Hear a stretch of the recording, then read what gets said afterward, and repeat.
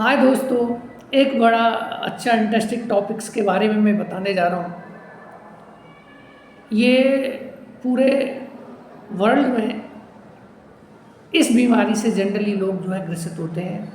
जैसे जैसे एज बढ़ती जाती है, चाहे मेल हो चाहे फीमेल हो, वो जनरली ज़्यादा तरह से उस बीमारी से ज़्यादा इफेक्ट होते हैं। उसका नाम है पेन इन बोन्स, मतलब जॉइंट्स पेन बोल सकते हो आप।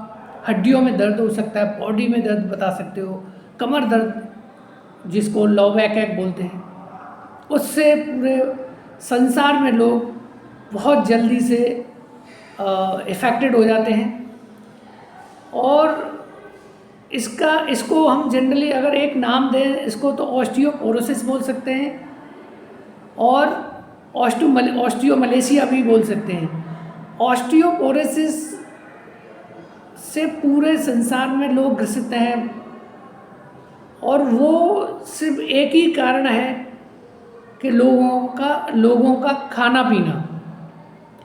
जिस खाने पीने में, जिस फूड्स में आपका कैल्शियम की कमी होगी, मैग्नीशियम की कमी होगी, मिनरल्स की कमी होगी, विटामिन्स की कमी होगी, तो वो ऑस्टियोपोरोसिस से ग्रसित हो सकता है। उसको ऑस्टियोमलेशिया भी हो सकता है, ऑस्टियोपोरोसिस भी हो सकता है।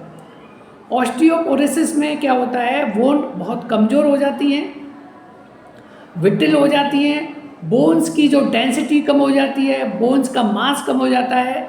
तो इस वजह से उसमें सबसे ज़्यादा बोन्स में फ्रैक्चर चलने फिरने से भी हो सकता है और थोड़ा बहुत कहीं गिर जाए तब भी फ्रैक्चर हो जाता है। तो इसका मतलब ये हुआ कि आपकी या उस पर्सन की जो गिर गया है, उसको जो फ्रैक्चर हो गया है, उसकी जो है बोन कमज़ोर है।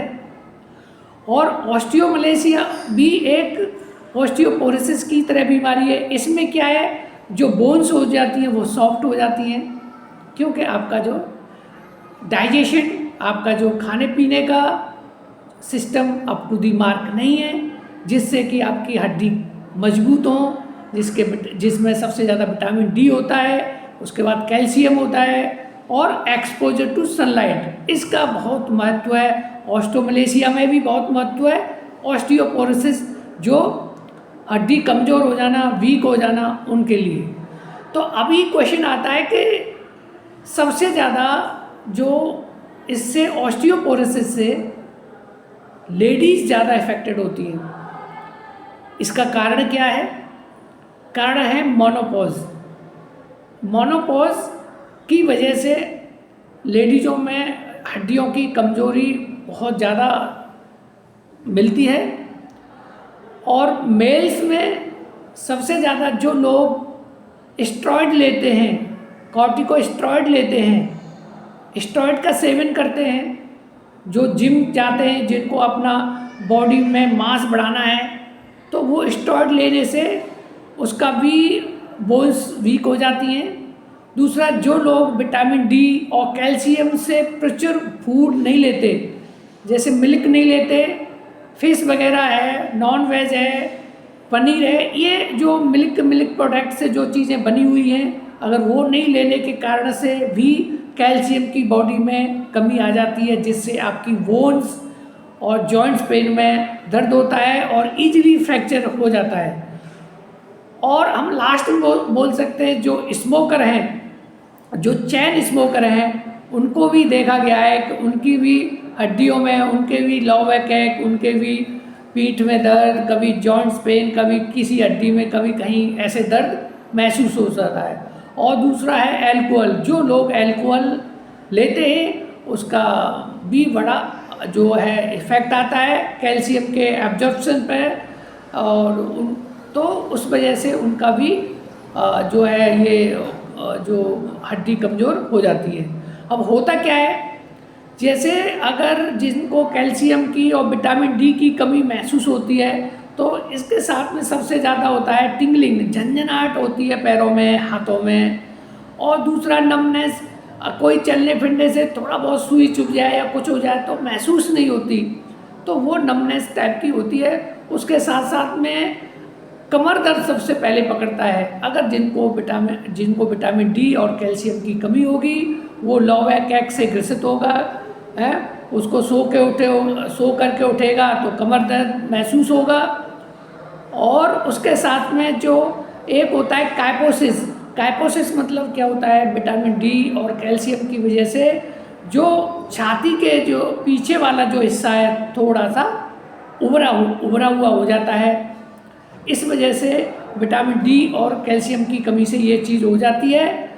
अभी इसके लिए हमें क्या करना चाहिए कि ये कैल्शियम और विटामिन डी की वजह से ऑस्टियोपोरोसिस और ऑस्टियोमलेशिया से कैसे बचाया जाए, कैसे बचे। सबसे पहले मैं ये कहना चाहूँगा, कैल्शियम की टेबलेट्स, कैल्शियम के सप्लीमेंट्स बहुत हैं बाज़ार में, आप उसे ले सकते हैं। और ये 1.5 ग्राम पर डे कैल्शियम ले सकते हो, इससे ज़्यादा नहीं लेना है। उसके बाद में जो फीमेल हैं वो उनका जो हार्मोनल रिप्लेसमेंट थेरेपी होना चाहिए, जिसमें ईस्ट्रोजन प्रोस्ट्रोजन की टेबलेट आती है, वो खाने से उनका हार्मोनल इम्बैलेंस की वजह से भी ये ऑस्टियोपोरोसिस ज़्यादा लेडीज़ों में होता है। और दूसरा है, मैं कहना चाहूँगा डाइट में आप मिल्क जोड़ें डेली, उसके साथ में योगर्ट, चीज़ जोड़ें, फिश जोड़ें, और जो है लेगूम्स, जो भी स्प्राउट्स हैं दाल के, चने के स्प्राउट्स खाएं, जिसमें प्रोटीन और कैल्शियम भरपूर मिलता है और जिससे हीलिंग में बहुत ज़्यादा फ़र्क पड़ेगा। दूसरा, जो कैल्शियम और जो विटामिन डी का जो एब्जॉर्प्शन होगा स्मॉल इंटेस्टाइन में होता है, वो योगा जो कपालभाति से बहुत ही जल्दी ठीक होता है। जो आपकी स्मॉल इंटेस्टाइन की एक्सरसाइज करेंगे आप, उससे आपका जो है ये डाइजेशन से जो मेटाबॉलिज्म की एक्टिविटीज़ आपकी अच्छी बढ़ेगी और कैल्शियम और विटामिन डी का एब्जॉर्प्शन बहुत सही से होगा। और दूसरा है, ये जो मैंने जो आपको वीडियो बनाया है, ये एक इन्फॉर्मेटिव वीडियो है। मैं डॉक्टर दीपक चौधरी आपको इसी तरीके से वीडियो लाता रहूँगा। और इस मेरे वीडियो को आप लाइक करें, अपने दोस्तों से शेयर करें और सब्सक्राइब करें, और मेरे